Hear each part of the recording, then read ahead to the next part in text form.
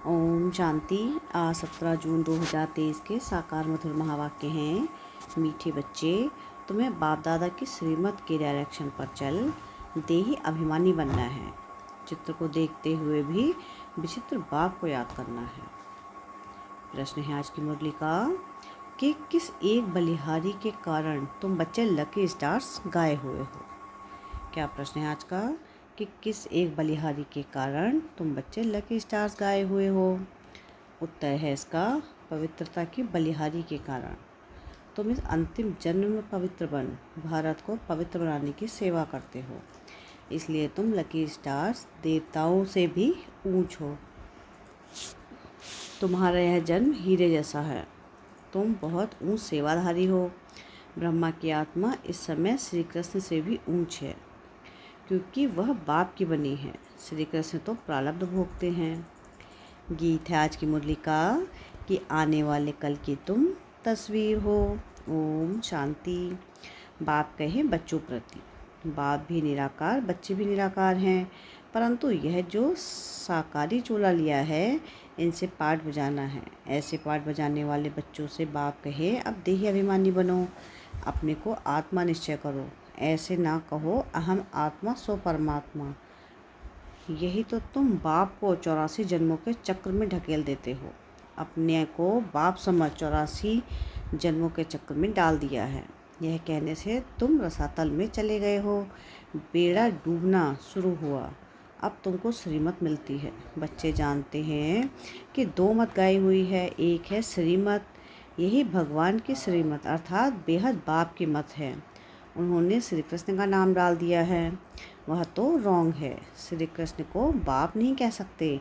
बाप होते हैं तीन, एक ऊंच से ऊंच परमपिता परमात्मा, आत्माओं का बाप, दूसरा है प्रजापिता ब्रह्मा। इनको परमपिता नहीं कहेंगे, यह तो प्रजा का पिता हो गया।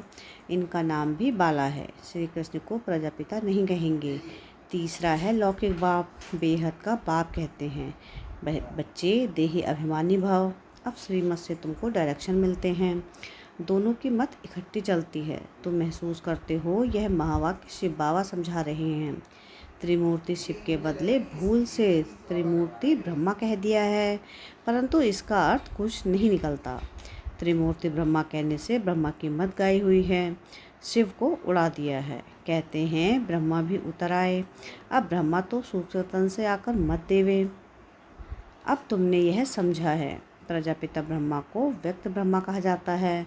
तुम अभी व्यक्त ब्राह्मण हो, फिर अव्यक्त संपूर्ण ब्राह्मण बनते हो, फिर तुम सूक्ष्मतनवासी ब्राह्मण बन जाएंगे। संपूर्ण ब्रह्मा, संपूर्ण सरस्वती दोनों सूक्ष्मतन में वहाँ रहते हैं। विष्णु तो हैं ही युगल, दो भुजा लक्ष्मी की, दो भुजा नारायण की। अब यह मत तो नामी ग्रामी है। भगवान वाच है कि ब्रह्मा को मत देने वाला है शिव। इनका नाम रखा है ब्रह्मा। ब्रह्मा है यहाँ पतित दुनिया में, इनको ऊंच नहीं कहना चाहिए। विष्णु के दो रूप लक्ष्मी नारायण फिर यहाँ स्वर्ग में आते हैं। देव देव महादेव कहा जाता है ना, तो महादेव हो गया शंकर। बच्चे तो समझते हैं शिव है ऊंच से ऊंच बाप, फिर सूक्ष्म वतन की रचना रचते हैं। मूल बात है श्रीमत पर चलना। ब्रह्मा भी श्रीमत पर चल चल इतना नामी ग्रामी बना। मुरब्बी बच्चा एक ही ब्रह्मा है, शिव बाबा भी है, ब्रह्मा भी एक ही है। प्रजापिता ब्रह्मा कहा जाता है ना, प्रजापिता विष्णु व प्रजापिता शंकर नहीं कहेंगे। अभी तुम प्रजापिता ब्रह्मा के सामने बैठे हो। बाप कहते हैं गृहस्थ व्यवहार में रहते अपने को आत्मा निश्चय करो, निरंतर मुझे याद करने का पुरुषार्थ करो। फिर है त्याग की बात। ज्ञान भक्ति वैराग्य कहते हैं ना, वैराग्य से त्याग होता है। सन्यासी पहले वैराग्य दिलाते हैं कि यह काग विष्टा समान सुख है, इसलिए हम घर बार छोड़ते हैं। कहते भी हैं कि भारत सतयुग में स्वर्ग था। नरक में रहने वाले कहते हैं कि हम स्वर्गवासी थे। अभी तुम बच्चों की बुद्धि में है कि स्वर्ग में देवी देवताएं ही रहते थे। प्राचीन भारत में प्योरिटी, पीस, प्रॉस्पेरिटी सब थी। नरकवासी मनुष्य स्वर्ग स्थापन करने वाले बाप की महिमा गाते हैं। आप सुख के सागर हो, शांति के सागर हो। इस बाप से ही सेकंड में जीवन मुक्ति का वर्षा मिलता है। बाप घड़ी घड़ी कहते हैं कि किसके साथ चल रहे हो।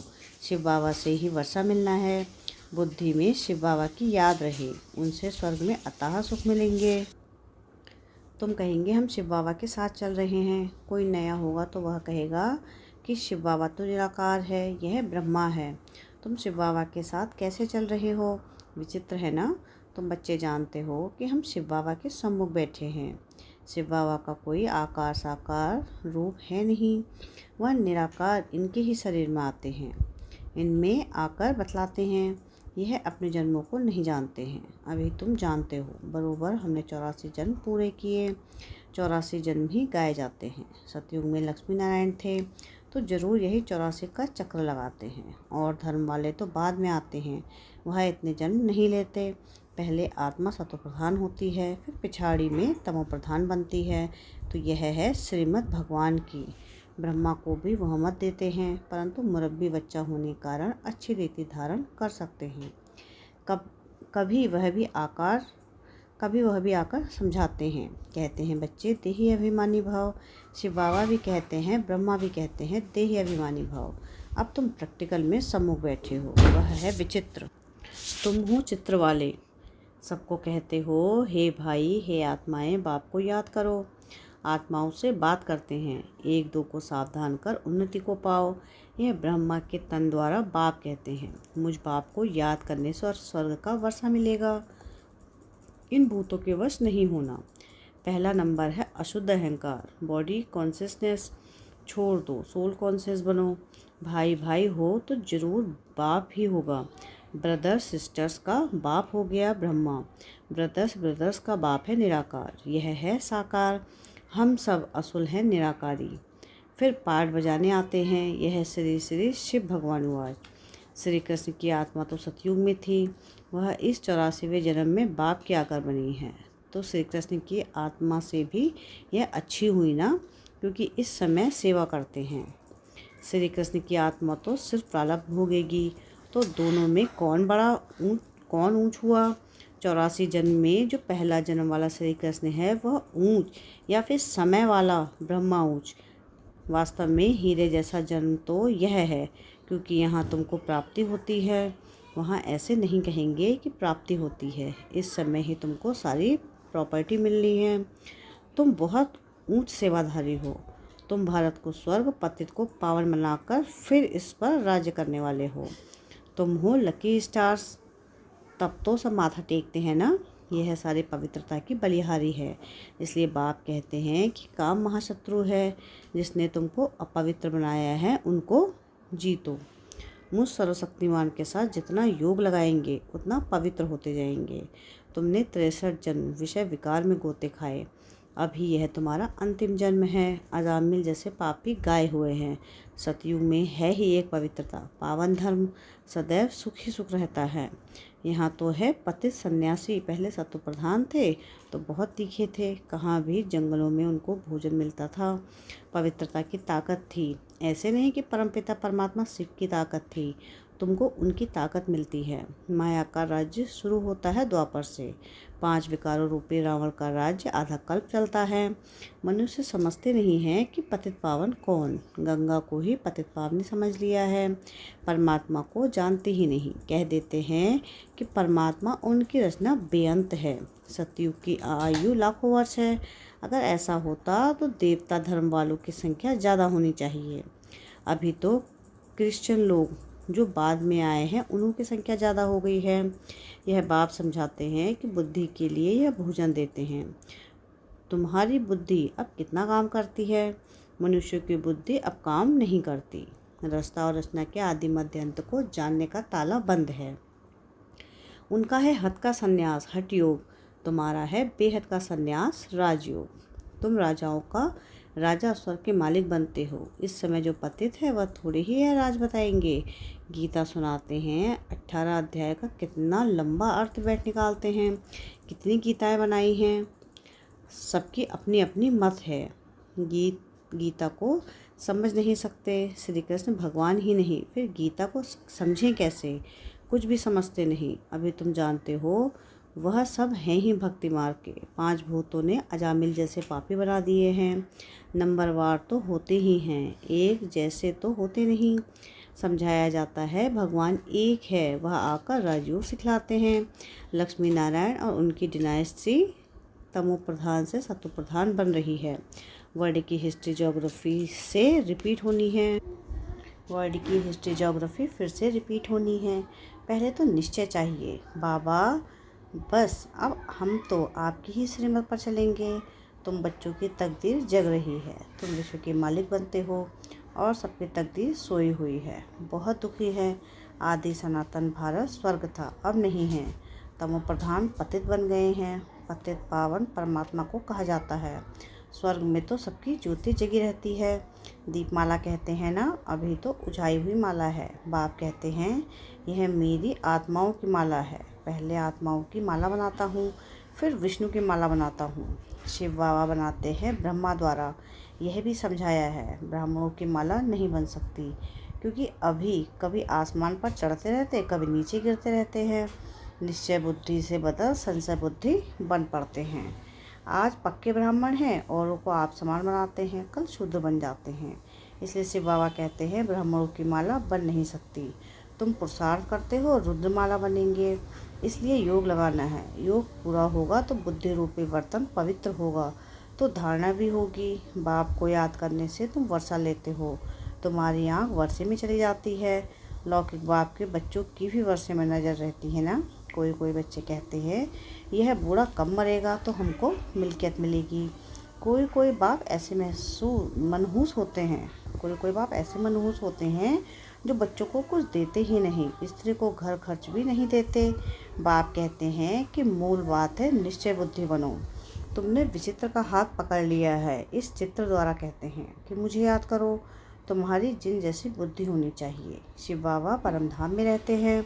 अभी शिव बाबा मधुबन में मुरली चलाते होंगे। घड़ी घड़ी शिव बाबा को याद करना पड़े। अभी तुम यहाँ बैठे हो। वही कहते हैं माँ कम याद करो तो तुम मेरी माला का दाना बन जाएंगे। यह है रुद्र ज्ञान यज्ञ। इसमें ब्राह्मण भी जरूर चाहिए। शास्त्रों में कोई यह लिखा हुआ नहीं है कि जगत अम्मा ब्राह्मणी थी। यह बाप ही समझाते हैं। परंतु माया भी बड़ी तीखी है। निश्चय होते होते माया फिर झट संशय में लाद देती है। फिर श्रीमत लेने के लिए बुद्धि चलती नहीं है। उनको पद भी भ्रष्ट हो जाता है। चढ़े तो चाके बैकुंठ रस, गिरे तो चकनाचूर। प्रजा में भी कम पद। तुम हो लकी ज्ञान सितारे। तुम्हारे ऊपर बहुत रिस्पॉन्सिबिलिटी है। बाबा कहते हैं खबरदार रहना, विकार में नहीं जाना। तुम्हारा धंधा है पतित को पावन बनाने का। कोई को भी दुख मत दो, सदा सुखी बनाना है। बाप बच्चे बच्चे कहकर समझाते हैं, फिर भी बुजुर्ग हैं। इनकी आत्मा को भी बच्चा कहेंगे। यह आत्मा भी उनको बाप कहती है। कदम कदम श्रीमत पर चलना है। सेंटर सब शिव बाबा के हैं, किसी मनुष्य के नहीं। शिव बाबा ही इन द्वारा स्थापना कर रहे हैं। अच्छा, मीठे मीठे सिक्के दे बच्चों प्रति माता पिता बाप दादा का याद प्यार और गुड मॉर्निंग। रूहानी बाप की रूहानी बच्चों को नमस्ते।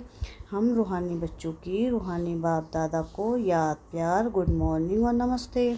शुक्रिया प्यारे बाबा, शुक्रिया। धारणा के लिए मुख्य सार है। सार की पहली पॉइंट है कि बुद्धि को रोज ज्ञान का भोजन दें।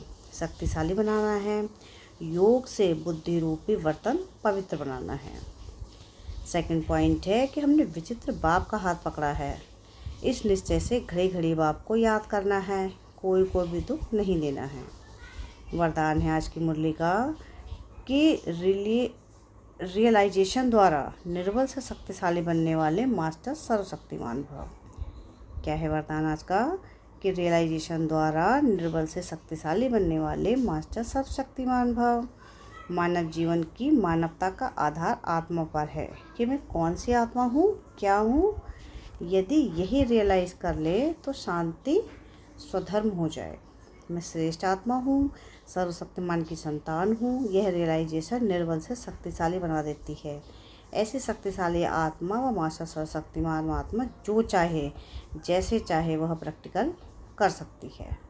स्लोगन है आज की मुरली का, जो मनसा महादानी है वह कभी भी संकल्पों के वश नहीं हो सकते। क्या है स्लोगन आज का कि जो मनसा महादानी है वह कभी भी संकल्पों के वश नहीं हो सकते। अच्छा, ओम शांति।